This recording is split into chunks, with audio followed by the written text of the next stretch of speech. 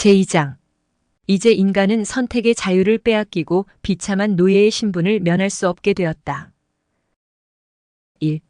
논제들의 위험성 관점을 수립.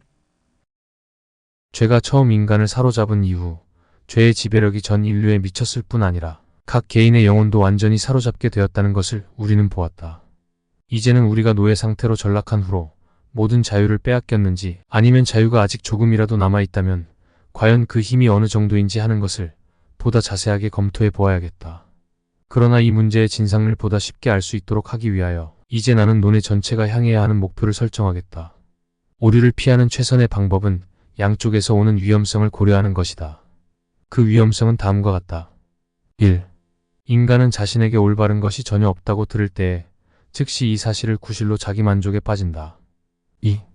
인간에게 사소한 것이라도 공로를 돌리면 반드시 하나님의 영예를 빼앗게 되며 사람은 파렴치한 자기 과신으로 인하여 파멸하게 된다. 어거스틴은 이 두 가지 위험성 모두를 지적한다. 이 같은 두 위험에 충돌하는 것을 피하기 위해 우리가 취해야 할 태도가 있다. 인간에게 남아있는 선은 전혀 없으며 심히 비참한 궁핍이 사방에서 인간을 둘러싸고 있다는 것을 가르쳐주고 비록 그렇지만 없는 선을 추구하며 빼앗긴 자유를 추구하라고 가르쳐주는 것이 바로 그것이다. 이 둘째 점의 필요성은 모두가 알고 있는 사실이다. 그러나 첫째 점을 의심하는 사람들이 너무도 많은 것을 나는 본다. 창세기 1장 27절에서 인간의 최고의 영예의 최정상에 올라 있을 때에도 성경은 하나님의 형상으로 창조되었다는 점밖에 사람에게 돌린 것이 없다. 그러므로 이것은 인간이 그 자신의 선행들로 인해 축복을 받은 것이 아니라 하나님과 함께 함으로써 축복을 받았다는 것을 암시한다. 그러나 인간은 하나님의 은총을 풍성하게 받았을 때에 그 은혜를 감사하지 못했으며 받은 축복을 인정하고 하나님께 영광을 돌리지도 않았다. 그러므로 모든 영광을 잃어버린 지금 인간이 할 수 있는 일은 그 하나님을 인정하며 적어도 자기의 부족함을 고백함으로써 하나님께 영광을 돌리는 것 외에는 아무것도 없는 것이다. 2. 철학자들은 이해력을 신뢰한다. 위에서 우리는 영혼의 능력은 지성과 심정에 있다는 것을 살펴보았으므로 이제 이 두 부분이 무엇을 할 수 있는가를 검토하겠다. 철학자들은 거룩한 빛이 가득하여 가장 효과적인 의견을 알리며 우월한 힘이 있어서 가장 효과적인 명령을 내릴 수 있는 이성이 지성 안에 있어서 등불과 같이 모든 생각을 비추며 왕과 같이 지배한다고 상상하는데 이 견해는 그들 사이에서 대체로 분명하게 일치되어 있다. 그들은 또한 감각에 의한 지각은 우둔하며 보는 것이 희미해서 항상 땅에서 기어 다니고 저속한 일에 얽매이며 결코 진정한 식별을 하는 경지에 오르지 못한다고 상상한다. 그들은 욕구가 감성의 노예가 될 때 그 욕망은 감성으로 인하여 부패하고 타락하여 마침내 정욕으로까지 전락한다고 주장한다. 감성은 사람을 오류와 망상으로 이끄는 것이지만 이성의 채찍으로 길들이며 점진적으로 극복할 수 있다고 한다. 그들은 이성이 선한 삶을 영위하기 위한 주도적 원리라고 단언한다. 3. 무엇보다 철학자들은 의지의 자유를 주장한다.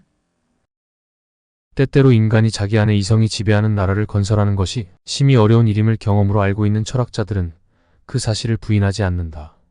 플라톤의 말과 같이 쾌락의 유혹과 행복에 대한 망상으로 인해 여러 밧줄에 매인 듯 여러 방향으로 끌린다. 이런 병들이 일단 인간의 마음을 사로잡으면 그때는 아무도 그 맹렬한 힘을 쉽게 억제할 수 없다고 철학자들은 인정한다. 그럼에도 불구하고 철학자들은 선행과 악행을 우리의 능력으로 좌우할 수 있다고 확신한다. 그러므로 우리가 하고 싶을 때에 어떤 선한 일을 한다면 우리는 또한 그것을 하지 않을 수도 있다. 만일 어떤 악을 행한다면 그것을 피할 수도 있다고 생각한다. 참으로 어떤 철학자는 우리가 살아있다는 사실은 신들의 선물이지만 우리가 선하고 거룩하게 산다는 것은 우리 자신이 하는 일이라고 방자하게 호언하기까지 한다. 키케로는 행운은 하나님께 구하되 지혜는 우리 자신에게서 구하라는 것은 모든 인간의 생각이다. 라고 말한다. 그러므로 철학자들의 의견은 다음과 같이 요약할 수 있다. 인간의 지성 안에 있는 이성은 바른 행위를 위한 충분한 인도자며 이성에 순종하는 의지는 악한 일을 하도록 감각의 선동을 받는 것이 사실이지만 자유로운 선택 능력을 가졌기 때문에 모든 일에서 지도자인 이성에 따르며 결코 방해를 받지 않는다. 4. 일반적으로 교부들의 생각은 명확하지는 않지만 자유의지를 인정했다. 자유의지란 무엇인가?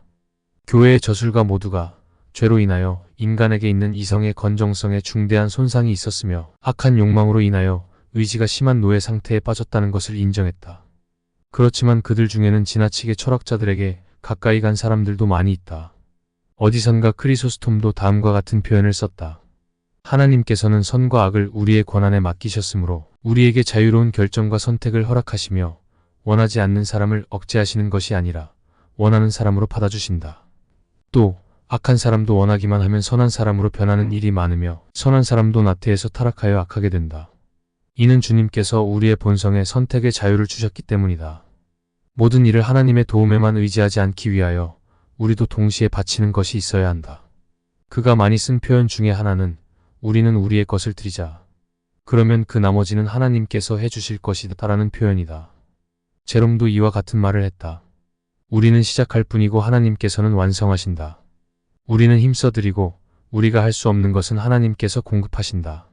확실히 이런 발언들은 덕에 대한 인간의 열애를 과대평가한 것이다. 우리가 죄를 짓는 것은 오직 나태하기 때문이라고 논하지 않으면 우리가 타고난 나태를 분발시킬 수 없다고 그들은 생각했기 때문이다. 우리가 인용한 이 의견들이 전혀 거짓이라는 것이 조금 뒤에 아주 분명하게 나타날 것이다. 특히 크리소스톰이 인간의 의지력을 찬양하고 있는데 어거스틴을 제외한 다른 모든 고대 교부들은 이 문제에 대하여 주장이 다르며 혹은 동요하고 또 혼란한 상태이다. 그들의 후대의 다른 저자들은 각각 인간성을 교묘하게 옹호하노라고 자랑하고자 했지만 점점 타락하여 마침내 사람은 감성 부분에서만 부패하고 이성은 완전 무결하며 의지 또한 대부분 손상이 없다고 하게 되었다. 그리스도의 제자라고 자랑한 사람들이 이 문제에 대해서 말할 때에는 너무도 철학자들과 같은 말을 했다. 라틴 사람들은 인간이 여전히 올바른 것 같이 항상 자유의지라는 말을 사용하였다. 헬라 사람들은 더욱 외람된 말을 쓰는 것을 부끄러워하지 않았다.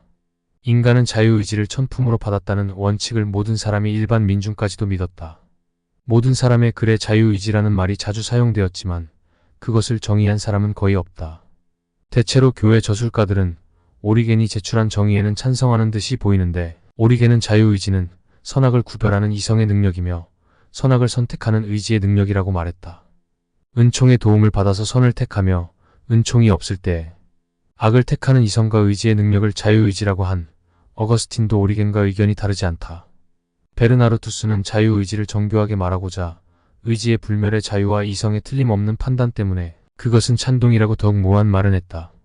안셈의 공정을 위한 공정을 유지하는 능력이라는 유명한 정의도 그다지 명백하지 못하다. 토마스는 원래 자유는 의지에 속하는 것이며 그러므로 자유의지는 선택 능력이라고 불리는 것이 가장 적합할 것이라고 말한다. 그리고 이런 능력은 지성과 욕구의 혼합으로 생긴 것이지만 보다 욕구 쪽으로 기울어진다고 한다. 이제 우리는 그들이 자유결정에 힘이 있는 자리라고 가르치는 곳이 어느 곳인지를 알 수 있다. 그것은 곧 이성과 의지인 것이다. 5. 교부들이 생각한 의지와 자유는 여러 가지였다. 분명히 그들은 하나님의 왕국에 속하지 않은 중간적인 것을 대개 인간의 자유로운 의견에 속한 것으로 분류했다. 그러나 진정한 의는 하나님의 특별한 은총과 영적 중생에 돌렸다. 이 점에 대하여 이방인의 소명이라는 저서의 저자는 감성적인 것과 심리적인 것, 그리고 영적인 것의 세 가지로 의지를 설명하고 있다. 그는 처음에 두 가지는 인간이 넉넉히 받았으며 영적인 것은 사람 안에 있는 성령께서 하시는 일이라고 가르친다. 교부들은 자유의지를 논할 때 먼저 사회활동 또는 외부적 활동을 위해서 자유의지가 얼마나 중요한가를 고려하지 않고 하나님의 법에 대한 복종을 촉진시키는 것이 무엇인가를 탐구한 것이다. 나는 이 둘째 문제가 가장 중요한 것이라고 보지만 처음의 문제도 완전히 무시해서는 안 된다고 생각한다. 그런데 스콜라 학자들은 세 가지 자유를 구별하여 첫째는 필연성으로부터의 자유, 둘째는 죄로부터의 자유, 셋째는 불행으로부터의 자유라고 한다. 필연성으로부터의 자유는 인간의 본성에 내재한 것이므로 결코 빼앗을 수 없다. 그러나 죄로부터의 자유와 불행으로부터의 자유는 죄로 말미암아 잃어버렸다. 나는 기꺼이 이 구별에 찬성하지만 필연성과 강제를 혼동한다면 그것은 잘못이라고 생각한다. 이 차이점의 범위와 이것을 염두에 둘 필요성은 다른 곳에서 밝혀질 것이다. 6. 역사하는 은혜와 협력하는 은혜란?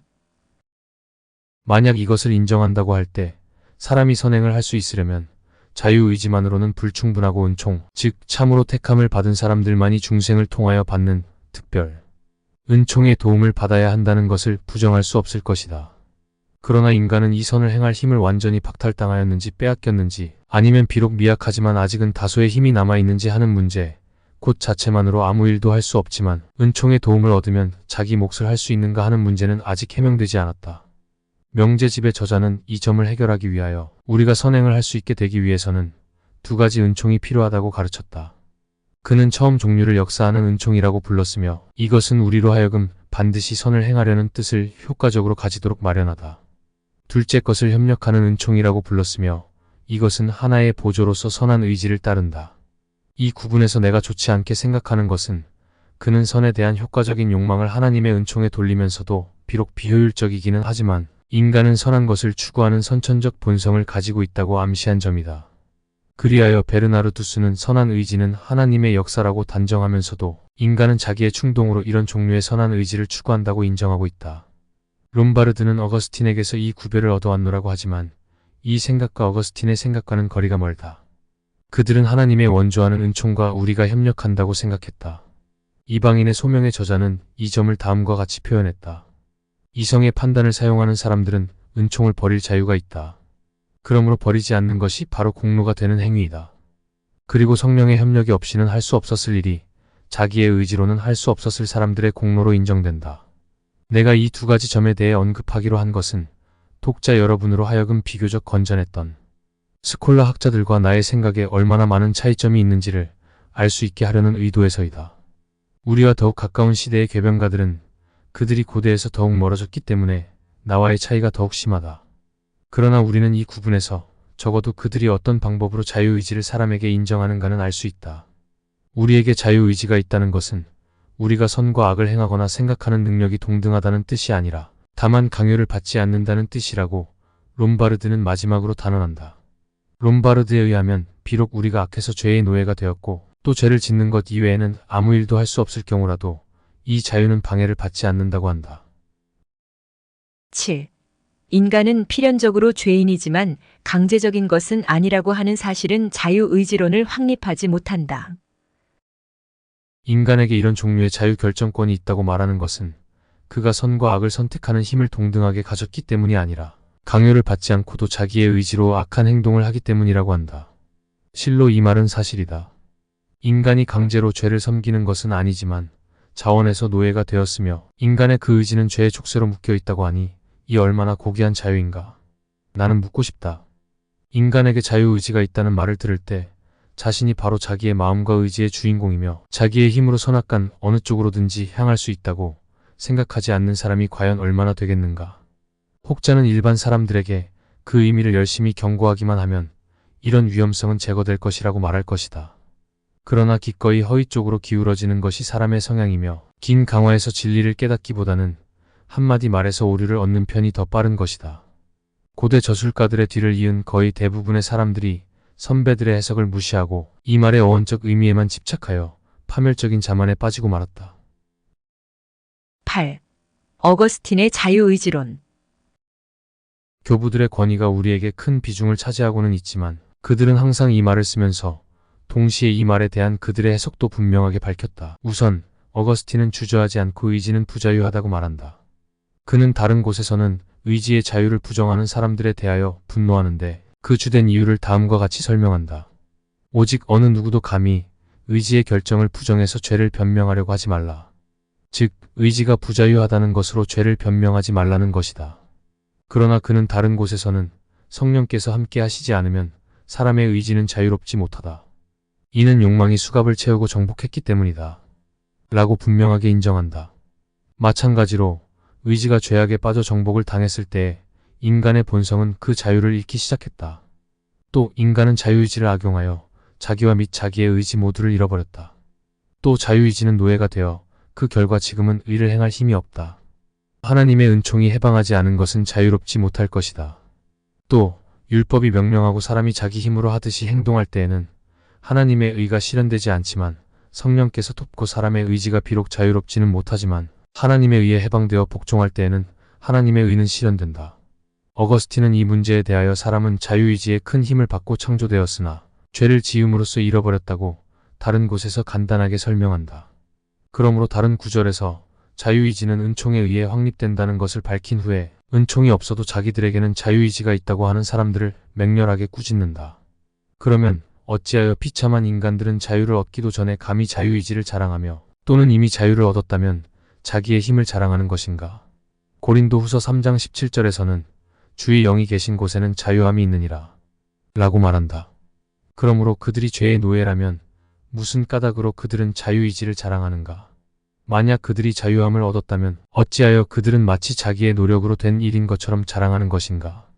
요한복음 15장 5절에서는 나를 떠나서는 너희가 아무것도 할 수 없음이라 라고 말한다. 참고 광목 주석 어거스틴에 의하면 자유의지란 철학적 차원에서 단순히 자신의 행동을 선택하고 스스로 결정하는 능력을 넘어서 하나님의 선을 추구하는 인간의 능력이라고 한다. 즉 하나님께 순종하기를 스스로 선택하는 능력이다. 그러나 아담의 범죄 이후 하나님의 형상이 파괴되어 본성이 타락했고 영적으로 죽은 인간은 그런 능력을 상실했으며 따라서 하나님의 은총이 없이는 의지가 부자유하다고 한다. 인간은 자신의 의지와 욕망에 따라 자유롭게 행동을 선택할 수 있지만 인간의 의지 자체는 자유롭지 못하다. 즉 하나님에 대하여 어떤 의지를 가질 것인가에 관련하여 의지 형성이 자유롭지 못하다는 말이다.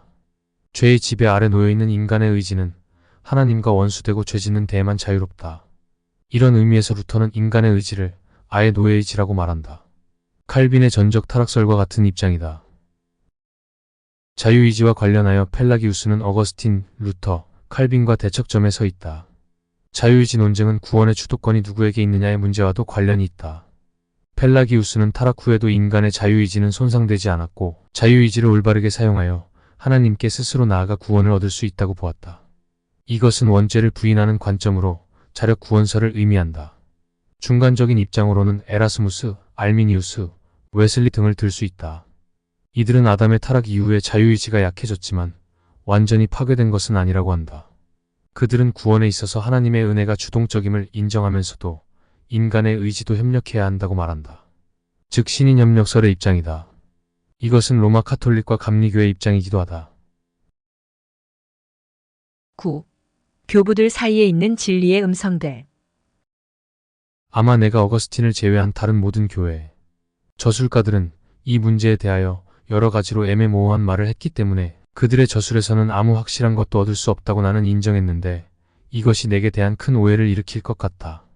그러나 모호한 생각을 가르치면서도 그들은 인간의 덕성을 없는 것으로 또는 낮은 것으로 평가하였으며 모든 선행에 대한 공로를 성령께 돌렸다. 이제 나는 분명히 이런 생각을 가르친 발언을 몇 개 소개하겠다. 어거스틴도 자주 반복한 키프리아누스의 말이 있다. 우리의 것은 하나도 없으며 따라서 우리는 아무것도 자랑해서는 안 된다. 어거스틴과 유케리우스는 생명나무를 그리스도라고 해석하면서 이 나무에 손을 내미는 사람은 살 것이라고 말한다. 그리고 선악을 아는 나무를 의지의 결정이라고 해석하면서 하나님의 은총을 빼앗긴 사람이 이 나무 열매를 맛보면 죽을 것이라고 한다. 이들의 말의 의미는 무엇인가? 사람은 모두 날 때부터 죄인일 뿐 아니라 온통 죄덩어리라고 하는 크리소스톰의 말의 의미는 무엇인가?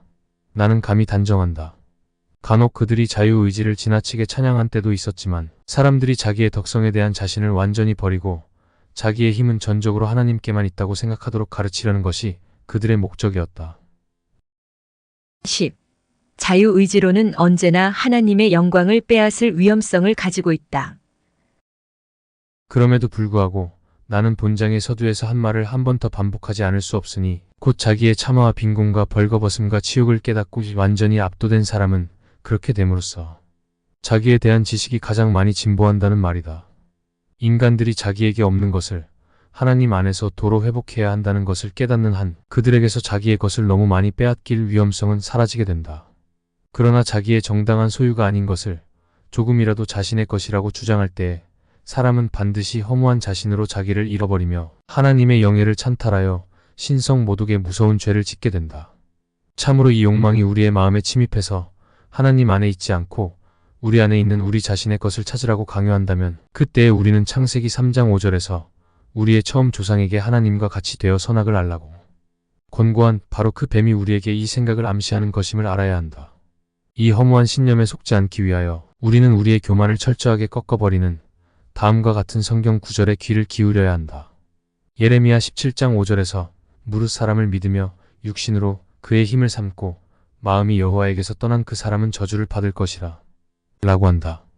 시편 147편에서는 여호와는 말에 힘이 세다 하여 기뻐하지 아니하시며 사람의 다리가 억세다 하여 기뻐하지 아니하시고 여호와는 자기를 경외하는 자들과 그의 인자하심을 바라는 자들을 기뻐하시는도다 라고 한다.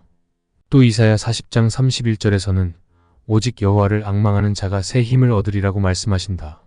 이 모든 구절의 목적은 우리가 하나님의 호의를 원한다면 아무리 작은 힘일지라도 그것이 우리에게 있다는 생각을 믿지 말라는 것이다.